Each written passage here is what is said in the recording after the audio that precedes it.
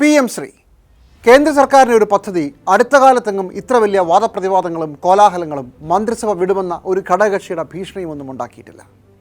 പ്രധാനമന്ത്രി schools four rising India എന്ന ഈ പദ്ധതി 2022 തുടങ്ങി. ഈ പദ്ധതി തീരെ ശരിയല്ല എന്ന നിലപാട് BJP ഒഴികെ എല്ലാ രാഷ്ട്രീയ പാർട്ടികൾക്കുമുണ്ട് കേരളത്തിലെ. പക്ഷേ ഒപ്പിടാതെ ഒരു വഴിയുമില്ല എന്നാണ് CPIM പറയുന്നത്. ഒപ്പിടാൻ പറ്റില്ല, ഒപ്പിടുന്ന പരിപാടിയേ ശരിയല്ല എന്നുള്ളതാണ് CPIയുടെ നിലപാട്. ഒപ്പിട്ടാലും കേരളത്തിൻ്റെ വിദ്യാഭ്യാസ മേഖലയിലെ സ്വയംഭരണാവകാശവും സ്വയം നിർണയാവകാശവും അടിയറവയ്ക്കപ്പെടുകയില്ല എന്നാണ് വിദ്യാഭ്യാസ മന്ത്രി പറയുന്നത്. എന്നാൽ കേന്ദ്രത്തിന് മുന്നിൽ BJPക്ക് മുന്നിൽ വിദ്യാഭ്യാസം അടിയറവയ്ക്കാൻ പോവുകയാണ് ഇതിലൂടെ എന്നുള്ളതാണ് CPIയിലെ സംസ്ഥാന സെക്രട്ടറി ബിനോയ് വിശ്വം അടക്കമുള്ള നേതാക്കളുടെ അഭിപ്രായം. ഇതിലേതാണ് സത്യം? രണ്ടും അർത്ഥസത്യങ്ങളാണ്, അഥവാ നമ്മൾ മനസ്സിലാക്കുന്നതിനപ്പുറം വിശാലമാണ് ഇതിൻ്റെ അർത്ഥതലങ്ങൾ എന്നുള്ളതാണ് എൻ്റെ അഭിപ്രായം.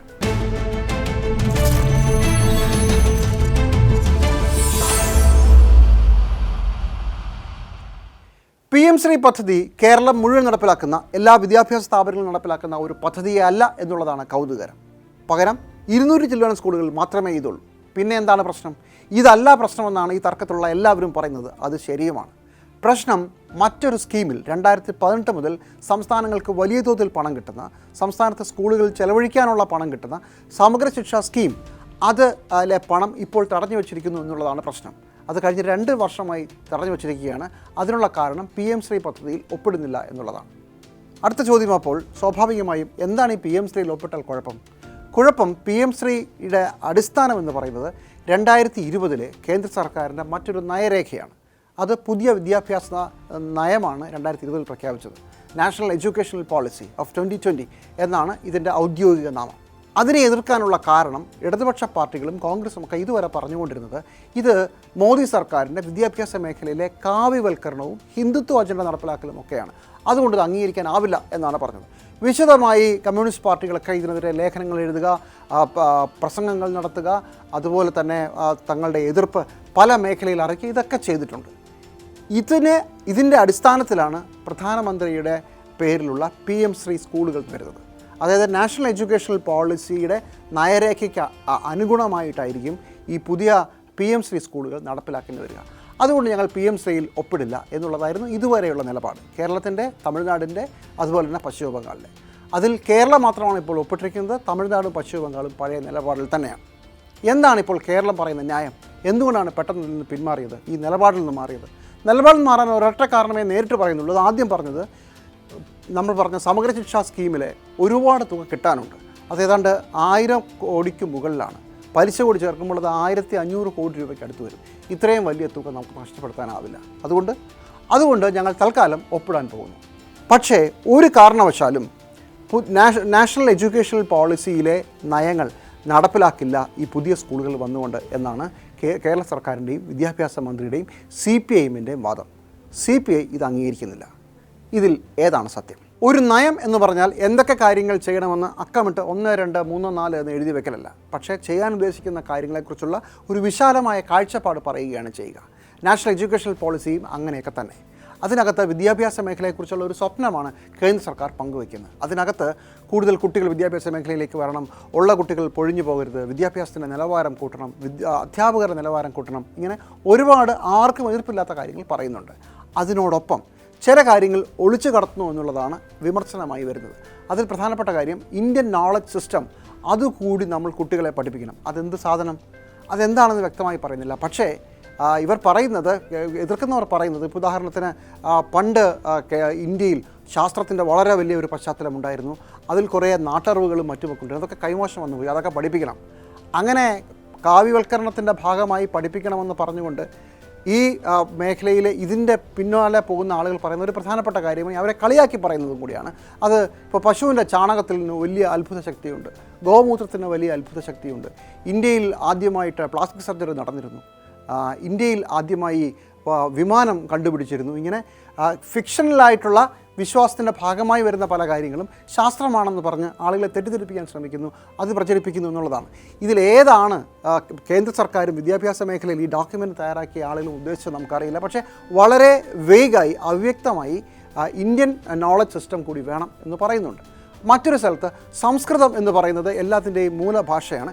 വേറെയും ഭാഷകളുണ്ട്, മലയാളം അങ്ങനെയൊക്കെ പലതുമുണ്ട്. പക്ഷേ സംസ്കൃതത്തിന് പ്രാധാന്യം കൊടുക്കുന്ന ഒരു ഒരു ഒരു ഒരു സങ്കല്പത്തെക്കുറിച്ച് ഇതിനകത്ത് പറയുന്നുണ്ട്. അതിനകത്ത് ക്ലാസിക്കൽ ഭാഷകളിൽ പലതിൻ്റെയും പേര് പറയുന്നുണ്ടെങ്കിലും ഉറുദു ഇല്ല എന്നുള്ളത് എടുത്തു പറയേണ്ട ഒരു കാര്യമാണ്. മറ്റൊന്ന്, സ്കൂളുകൾ സർക്കാരിൻ്റെ കീഴിലുള്ളത് മാത്രമല്ല, സ്വകാര്യ മേഖലയിലെ സ്കൂളുകൾ, നല്ല ഉദ്ദേശത്തോടു കൂടി ചില വ്യക്തികൾ തുടങ്ങിയ സ്കൂളുകൾ, ഇതിനെയൊക്കെ വിദ്യാഭ്യാസ മേഖലയിൽ നമ്മൾ കൂടുതലായി കൊണ്ടുവരണം, പ്രോത്സാഹിപ്പിക്കണമെന്ന് പറഞ്ഞ് സ്വകാര്യവൽക്കരണത്തെ പ്രോത്സാഹിപ്പിക്കുന്നു എന്നുള്ള പ്രശ്നവുമുണ്ട്. ഒപ്പം പഠനത്തിന് ചില പ്രത്യേക രീതിയിലുള്ള മാനദണ്ഡങ്ങൾ, അതായത് 3ാം ക്ലാസ്സിലും അതുപോലെ തന്നെ 7ാം ക്ലാസ്സിലും 10ാം ക്ലാസ്സിലുമൊക്കെ പരീക്ഷകൾ ദേശീയ തലത്തിൽ നടത്തണം എന്നുള്ളൊരു ചില പുതിയ നിർദ്ദേശങ്ങളുമൊക്കെ മുന്നോട്ട് വയ്ക്കുന്നുണ്ട്. ഇതൊക്കെയാണ് പറഞ്ഞു വരുമ്പോൾ ഉണ്ടാകുന്ന ചില പ്രശ്നങ്ങൾ. ഇതതിൻ്റെ ആശയതലമാണ്. അതേസമയം വളരെ പ്രധാനപ്പെട്ട ഒരു ഘടനാപരമായ മാറ്റം കൂടി വരുന്നുണ്ട്.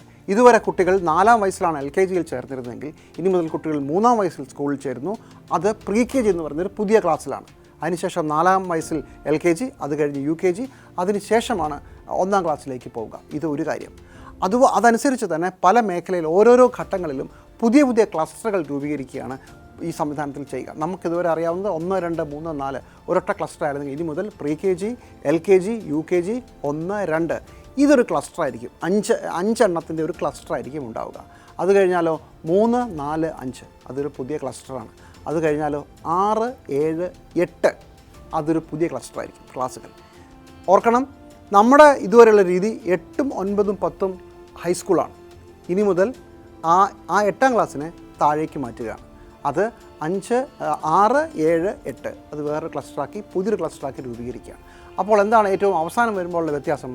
9ാം ക്ലാസ്സും 10ാം ക്ലാസ്സും, അത് കഴിഞ്ഞ് +2 അങ്ങനെയാണല്ലോ നമ്മൾ പഠിച്ചിട്ടുള്ളത്. 8, 9, 10 ഒരു ബാച്ചാണ്. അത് കഴിഞ്ഞാൽ +2 വരും.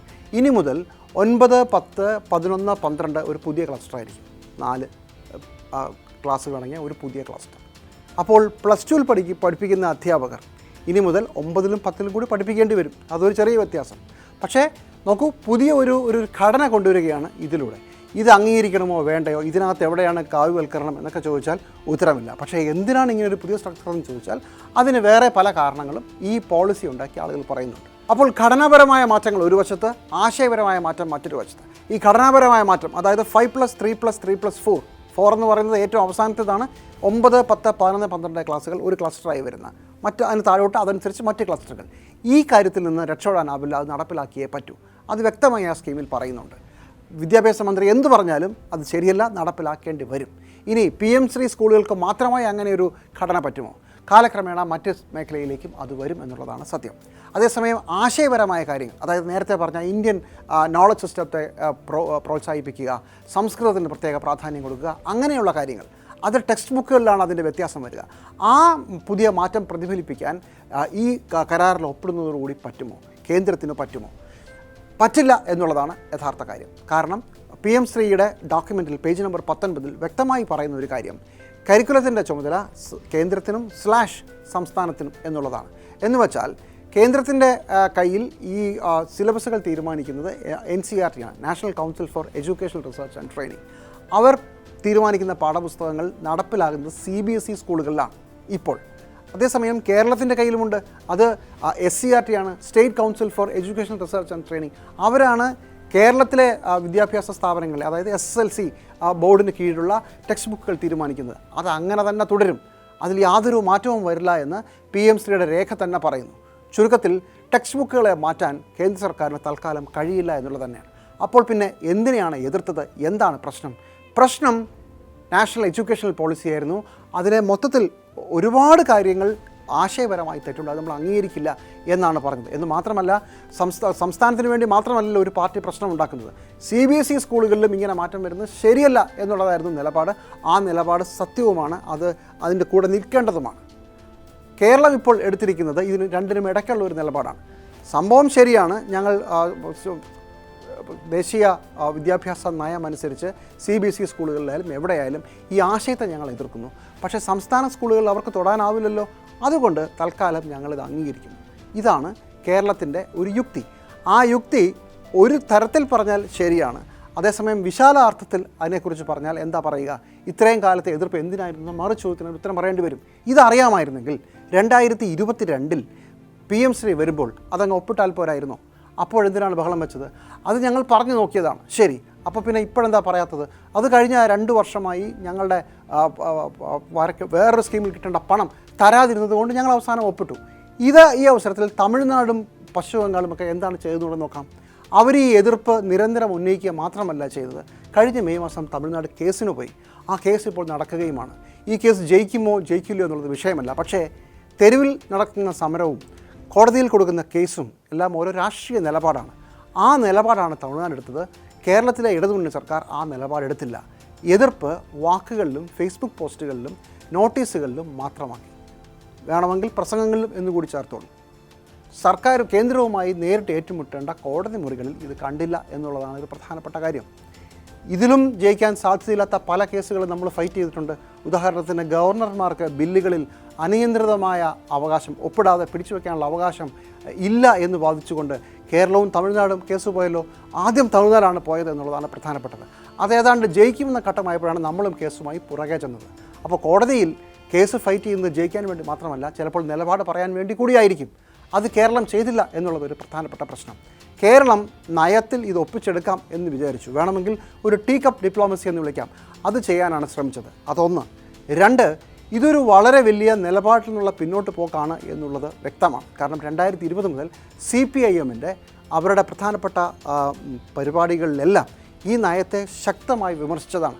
അങ്ങനെയാണെങ്കിൽ ആ നയത്തിൽ വെള്ളം ചേർക്കുകയാണെങ്കിൽ, താൽക്കാലികമായി വേറെ വഴിയില്ലാത്തതുകൊണ്ടൊക്കെ ആണെങ്കിലും, എന്തുകൊണ്ടാണത് പരസ്യമായി പറയാതെ രഹസ്യമായി ഈ കരാറിലേക്ക് പോയത് എന്നുള്ളതൊരു പ്രധാനപ്പെട്ട ചോദ്യമല്ലേ? കേരളത്തിലെ മാധ്യമങ്ങളാണ് ഈ വിഷയം പുറത്തു കൊണ്ടുവന്നത് ഓരോ തവണയും. അപ്പോഴെല്ലാം ഇതിനെക്കുറിച്ച് ഒഴിവൊഴിവുകൾ പറയുകയായിരുന്നു. അതോടൊപ്പം CPI എന്ന് പറയുന്നൊരു ഘടകകക്ഷി ഈ കാര്യത്തിൽ എതിർപ്പ് ഉന്നയിച്ചു. അവർ ഈ വിഷയം ക്യാബിനറ്റിൽ കൊണ്ടുവന്നു. ക്യാബിനറ്റിൽ ഒരിക്കൽ പരിഗണിച്ച ശേഷം അത് പിന്നീടേക്ക് എന്ന് പറഞ്ഞ് മാറ്റിവെച്ചതാണ്. എങ്ങനെയാണ് ക്യാബിനറ്റിൽ പരിഗണിക്കുന്ന ഒരു വിഷയം, പിന്നീടേക്ക് മാറ്റിവെച്ച ഒരു വിഷയം ക്യാബിനറ്റിൻ്റെ അനുമതി ഇല്ലാതെ ഒപ്പിടാൻ പോകുന്നത്? ഒരു കാരണവശാലും കീഴ്വഴക്കങ്ങളില്ലാത്തൊരു രീതിയാണ്. അതും communist party of India Marxist നയിക്കുന്ന ഈ സർക്കാരിലെ വിദ്യാഭ്യാസ മന്ത്രി ചെയ്തു. അത് മുഖ്യമന്ത്രിയുടെ അറിവോടുകൂടിയാണ്. കേന്ദ്ര നേതൃത്വമോ പാർട്ടിയുടെ സംസ്ഥാന നേതൃത്വമോ അറിഞ്ഞില്ല എന്നാണ് പറയുന്നത്. ശരിയാകാനാണ് സാധ്യത. അത് ശരിയല്ലല്ലോ. ഒരു നിലപാട് മാറ്റമുണ്ടെങ്കിൽ അത് ഇന്ന കാരണം കൊണ്ടാണെന്ന് പറഞ്ഞ് എല്ലാവരോടും വ്യക്തമായി പറഞ്ഞ് ചുരുങ്ങിയ പക്ഷം ഇതിനുവേണ്ടി തെരുവിൽ സമരം നടത്തിയ SFI പ്രവർത്തകരെ എങ്കിലും ഇത് ബോധ്യപ്പെടുത്തണ്ടേ? സ്വന്തം പാർട്ടിക്കാരെങ്കിലും ബോധ്യപ്പെടുത്തണ്ടേ? സ്വന്തം പാർട്ടി ഘടകങ്ങൾ ഇത് ചർച്ച ചെയ്യണ്ടേ? അതും ചെയ്തില്ല. ഇവിടെയാണ് പറയുന്ന നിലപാടുകളോട് എത്രത്തോളം ആത്മാർത്ഥതയുണ്ട് എന്ന സംശയം വരുന്നത്. ഇനി CPIM ഏതെങ്കിലുമൊക്കെ ഒരു വിഷയം ഉന്നയിച്ചാൽ ആ വിഷയത്തിന് അവർ പറയുന്നതിന് വലിയ വില ജനം കൊടുക്കുമോ എന്നുള്ളതാണ്. കാരണം നാളെ ഇവരത് മാറ്റി പറയില്ല എന്നുള്ളതിന് എന്താണൊരു ഉറപ്പ്? അതിന് വേറെ ഒരുപാട് ഉദാഹരണങ്ങൾ ജനങ്ങൾ ചിലപ്പോൾ കണ്ടുപിടിച്ചെന്നും വരും. പണ്ട് പ്രീ ഡിഗ്രി ബോർഡിനെതിരെ TM ജേക്കബ് വിദ്യാഭ്യാസ മന്ത്രിയായിരുന്നപ്പോൾ വലിയ സമരം നടന്നു. എന്നിട്ട് വേറൊരു പേരിൽ +2 കൊണ്ടുവന്നു ഇടതുമുന്നണി സർക്കാർ. ഇങ്ങനെയൊക്കെ ചരിത്രത്തിൽ പഴയ ഓർമ്മപ്പെടുത്തലുകളും വരും. ഇവിടെ പറയുന്ന കാര്യങ്ങളോട് സത്യത്തിൽ ആത്മാർത്ഥതയുണ്ടായിരുന്നോ? പുതിയ വിദ്യാഭ്യാസ നയം എതിർക്കപ്പെടേണ്ടതാണെന്ന് ശരിക്കും വിശ്വസിച്ചിരുന്നോ? അതോ അങ്ങനെ പറഞ്ഞു പോയ ഒരു കാര്യം മാറ്റി പറയുമ്പോൾ ഉണ്ടായ നാണക്കേട് കൊണ്ടാണോ അത് ആ ഇരുചവി അറിയാതെ രഹസ്യമായി ചെയ്തത് എന്നുള്ള സംശയങ്ങൾ ബാക്കിയാണ്. എന്തായാലും നിങ്ങൾ രഹസ്യമായി ചെയ്ത് പിടിക്കപ്പെട്ടിരിക്കുന്നു, എല്ലാവരും അറിഞ്ഞിരിക്കുന്നു. ഈ കാര്യത്തിൽ കമ്മ്യൂണിസ്റ്റ് പാർട്ടി ഓഫ് ഇന്ത്യ മാർക്സിസ്റ്റിൻ്റെ മന്ത്രിയും മുഖ്യമന്ത്രിയും പറഞ്ഞ കാര്യത്തിന് യാതൊരു തരത്തിലുള്ള വിശ്വാസ്യതയുമില്ല. മറ്റു വഴിയില്ലെങ്കിൽ അത് പറയാനുള്ള ധൈര്യം നിങ്ങൾ കാണിച്ചില്ല, അത് പുറത്തു പറഞ്ഞില്ല എന്നുള്ളത് ഒരു പ്രധാനപ്പെട്ട പ്രശ്നം തന്നെയാണ്.